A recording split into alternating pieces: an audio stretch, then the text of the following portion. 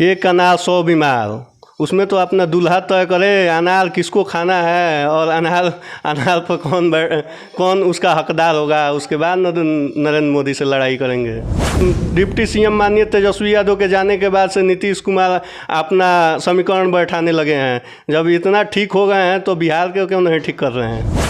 यहाँ 27 पार्टियों का गठबंधन 23 तारीख को होना था, उसमें 15 पार्टी हैं जो पहले ही विफल हो गया।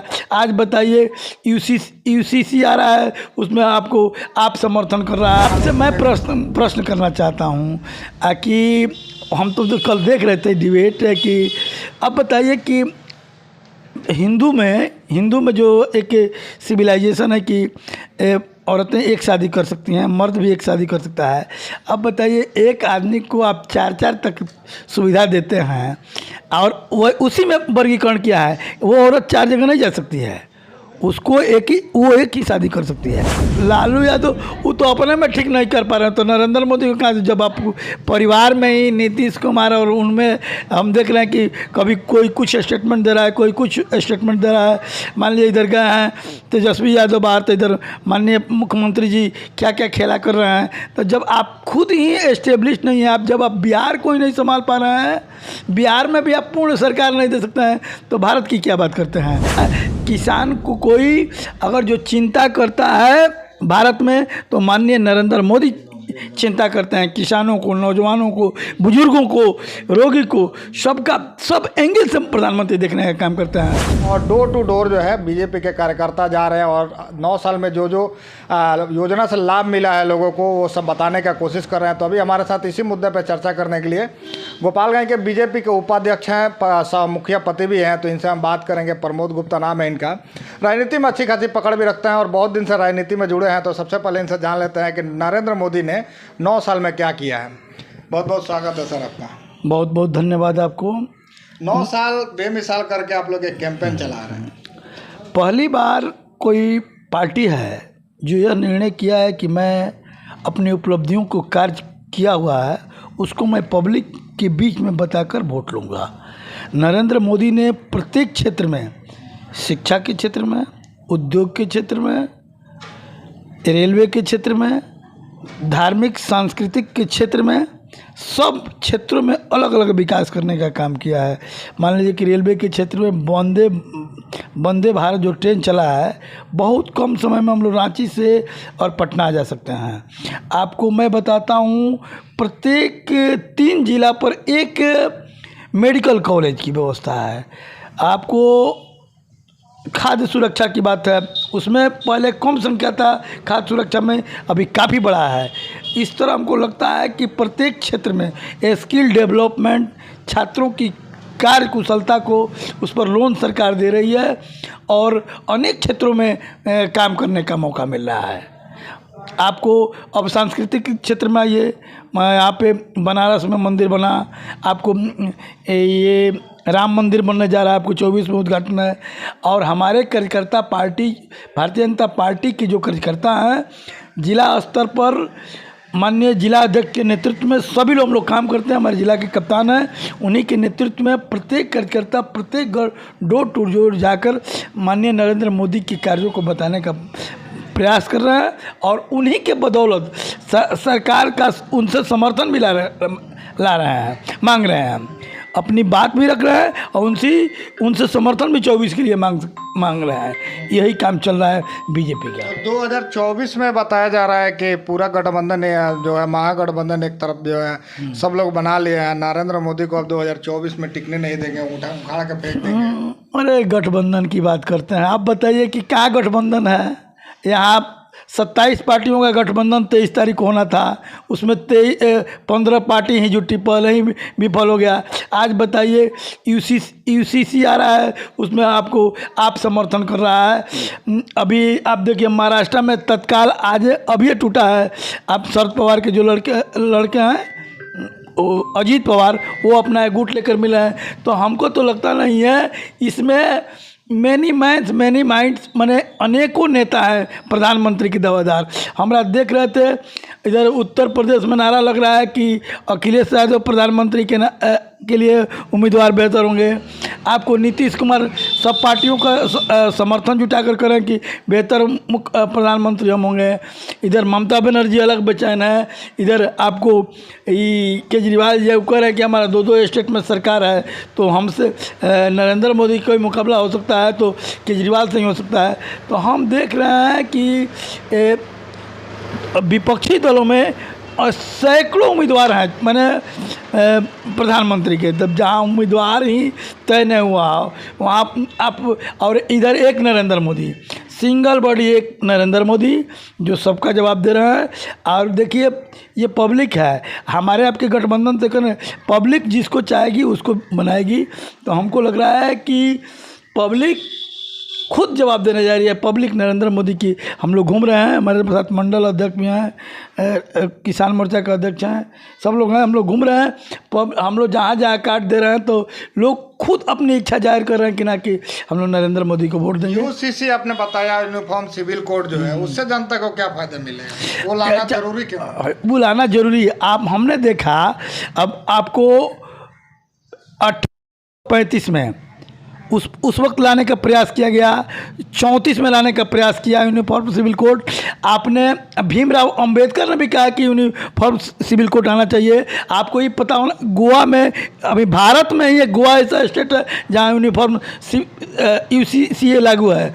तो अब बताइए कि जहाँ भारत में सबको समान अधिकार, सब जाति को एक तरह से अधिकार दिया जाए, जितना हमारा अधिकार हो उतना आपको अधिकार हो, ये कहाँ से गलत है? उसमें शादी ब्याह होता है तो मुस्लिम समाज में एक शादी ब्याह का अलग सिस्टम है, हिंदू समाज में अलग है, तो दोनों को एक जगह कैसे जोड़ पाएंगे? अब आपसे मैं प्रश्न करना चाहता हूँ कि हम तो कल देख रहे थे डिबेट है कि अब बताइए कि हिंदू में जो एक सिविलाइजेशन है कि औरतें एक शादी कर सकती हैं, मर्द भी एक शादी कर सकता है।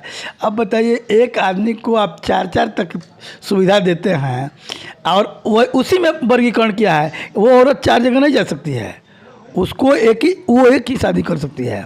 आप में अब फ्री हैं, तो इसके लिए और जो सरकार ला रही है कि समान कोर्ट, सबके लिए समान संविधान, ये गलत बात नहीं है।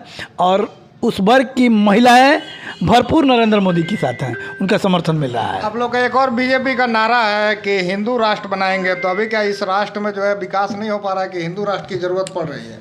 अरे विकास कहाँ, हिंदू राष्ट्र की बात हो रही है? कोई हिंदू राष्ट्र के प्रधानमंत्री आज तक कोई बोलबे नहीं किए हैं। राष्ट्रपति हमारे प्रधानमंत्री नरेंद्र मोदी कहीं बोलने का प्रयास किए हैं? वो सब वर्गों को लेकर चलने का प्रयास किए हैं, हिंदू हो, मुस्लिम हो, सिख, ईसाई, सब धर्म, पारसी, सबका लेकर वो चलने का प्रयास करें। कहाँ उनके 9 साल में एक वो ऐसा बात बजाए जहाँ के सांप्रदायिक दंगा हुआ हो, उनके चलते किसी अल्पसंख्यक को परिताड़ित करने का काम किया हो, माननीय नरेंद्र मोदी के रीजन में यह नहीं हुआ है। और सब जो पिछली सरकार थी उसमें कुछ कहीं ना कहीं सांप्रदायिक दंगे हुआ करते थे, लेकिन यह अगर जो पूरा धर्मनिरपेक्षता की बात रख रही है तो माननीय नरेंद्र मोदी की सरकार है, उसमें कोई भी असुरक्षित नहीं है, सब लोग सुरक्षित है और सबको मान सम्मान मिल रहा है। जब लालू यादव जब बीमार थे तब बहुत सारे बातें कही जाते थे कि बीजेपी जो है बिहार में मजबूत हो रही है। अब लालू यादव जब आए, जब महागठबंधन की जब बैठक हुई, उसमें लालू यादव कह रहे हैं कि अब हम ठीक हो गए हैं, नरेंद्र मोदी को भी अब हम ठीक कर देंगे। तो आपको लगता है इसका असर हो पाएगा 2024? तो लालू यादव वो तो अपने में ठीक नहीं कर पा रहे हैं, तो नरेंद्र मोदी को कहा, जब आप परिवार में ही नीतीश कुमार और उनमें हम देख रहे हैं कि कभी कोई कुछ स्टेटमेंट दे रहा है, कोई कुछ स्टेटमेंट दे रहा है। मान लीजिए इधर गए हैं तेजस्वी यादव बाहर, तो इधर माननीय मुख्यमंत्री जी क्या क्या खेला कर रहे हैं। तो जब आप खुद ही एस्टेब्लिश नहीं है, जब आप बिहार को ही नहीं संभाल पा रहे हैं, बिहार में भी आप पूर्ण सरकार नहीं दे सकते हैं, तो भारत की क्या बात करते हैं? नरेंद्र मोदी एक सबल, विकसित, बुद्धिजीवी, सब एंगल से मजबूत है। जिस देश के प्रधानमंत्री को दूसरे देश का राष्ट्रीय अध्यक्ष सलाम करता हो, जो अमेरिका है, आपको पापिया के राष्ट्रीय अध्यक्ष ने पैर छूकर सलाम करता है, तो प्रत्येक भारत के नागरिकों का ये 36 इंच नहीं 136 इंच का सीना होता है। दूसरे राष्ट्र अध्यक्ष हमारे राष्ट्रीय अध्यक्ष को झुक कर सलाम करते हैं, यह छोटी सी बात नहीं है। एक और बात है, हम आपसे लास्ट सवाल जानना चाहेंगे, 2024 में आप लोग क्या क्या तैयारी कर रहे हैं? हम लोग की तैयारी हर एंगल से हम लोग करेंगे। माननीय प्रधानमंत्री के मुद्दे पर चुनाव लड़ेंगे। बिल्कुल बिल्कुल, इसमें विकास के बाद ही हम लोग कोई बात कर रहे हैं। हमने हमारा एक अति खुला हुआ है, हम लोग बांट रहे हैं, उसमें दिए हैं कि राष्ट्रीय स्तर पर 48 करोड़ जनधन योजना का खाता खुला है, तो बिहार में कितना खुला है? 3 करोड़ 71 लाख खुला हुआ है। राष्ट्रीय स्तर पर किसान सम्मान निधि 12 करोड़ दिया जा रहा है, तो 81 लाख बिहार में दिया जा रहा है। तो हमने विकास नहीं किया है। किसान को कोई अगर जो चिंता करता है भारत में, तो माननीय नरेंद्र मोदी चिंता करते हैं। किसानों को, नौजवानों को, बुजुर्गों को, रोगी को, सबका सब एंगल से प्रधानमंत्री देखने का काम करते हैं। ऐसा देश में प्रधानमंत्री मिलने वाला नहीं कभी हुआ है, नहीं होगा। इस तरह के प्रधानमंत्री को मैं नतमस्तक होकर सलाम करता हूँ। मंडल अध्यक्ष दीपक जी हैं, दीपक से भी जानने की कोशिश करेंगे कि ये दीपक जो है कहाँ तक जला पाएंगे। क्या लगता है दीपक जो है बिहार में जो है बीजेपी का जल जाएगी? बिहार में तो जलेगी ही, पूरे देश में जल रही है और इसको आगे अनवरत जलते रहेगी। क्या क्या तैयारी चल रही है अभी तैयारी हम लोग 5 साल पूरा तैयारी की कोई ज़रूरत ही नहीं पड़ती है। हमेशा मैदान में रहने वाले लोग हैं। भाजपा का एक एक कार्यकर्ता हमेशा सामाजिक लोगों से, आम लोगों से मिलता जुलता रहता है, उनकी समस्याओं को निदान करते रहता है। हम लोग कोई नया चुनावी मुद्दा नहीं बनाने जा रहे हैं। हम लोग जो चुनाव तो 2014 से ही लगातार केंद्र सरकार की योजनाओं को लेकर, लोगों के कामों को लेकर हम लोग मैदान में ही हैं। इस बार क्या मुद्दा होगा? विकास के मुद्दे पे बीजेपी से जो है फिर सरकार में आ पाएगी? बिल्कुल, प्राथमिकता हम लोगों का विकास की मुद्दा है। हम लोग अभी चुनावी मुद्दा में नहीं है, लेकिन हमारी पार्टी 1 माह की लगातार जनसंपर्क अभियान चला रही है। लोगों से समर्थन मांग रहे हैं लोग। हम लोग जा रहे हैं गांव देहात में, लोगों ने तमाम अपने खुशी से अपना समर्थन देने के लिए तैयार बैठा है। 80 करोड़ जहां जनता डायरेक्ट राशन का, जिनको खाने के लिए दिक्कत हो रहा था, राशन का अपना केंद्र सरकार से योजना से लाभ ले रहा है, किसान सम्मान निधि की योजना से लाभ ले रहा है, उज्ज्वला ज्योति योजना के लाभ ले रहा है। वैसे जनता तो तमाम पड़ी हुई है कि चुनाव कब आए और मोदी जी को कब हम फिर से दोबारा बैठाएं। एक तरफ तो महागठबंधन के जितने भी नेता हैं सब बोल रहे हैं कि सब लोग हम अब मिल गए हैं, अब नरेंद्र मोदी को भी उखाड़ करके फेंक देंगे। एक अनार 100 बीमार, उसमें तो अपना दूल्हा तय करे अनार किसको खाना है और अनार पर कौन उसका हकदार होगा। उसके बाद नरेंद्र मोदी से लड़ाई करेंगे। वो लोग को खुद ही मालूम नहीं है कि उनके नेता कौन है और कौन प्रधानमंत्री का दावेदार है। लालू यादव हैं, लालू यादव कहते हैं कि अब हम तो ठीक हो गए हैं और बीजेपी को भी ठीक कर देंगे। तो आपको क्या लगता है?